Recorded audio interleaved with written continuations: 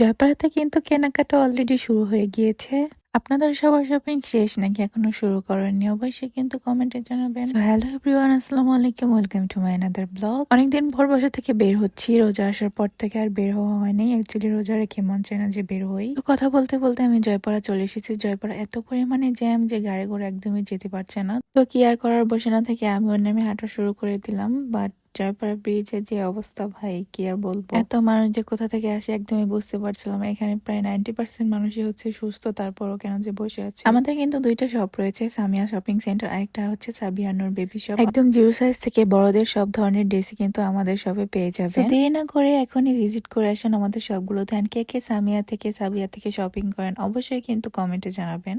Finally আমার কাজ শেষ হয়ে গেল। তো তখন দেখলাম অনেক সুন্দর সুন্দর ঝুড়ি বিক্রি করছে। তো সেখান থেকে আমার গুইয়ার জন্য হচ্ছে একটা ঝুড়ি আর কটন ক্যান্ডি নিয়ে আসলাম। তো আজকের ব্লগটি পর্যন্তই। সবাই ভালো থাকবেন। আল্লাহ হাফেজ।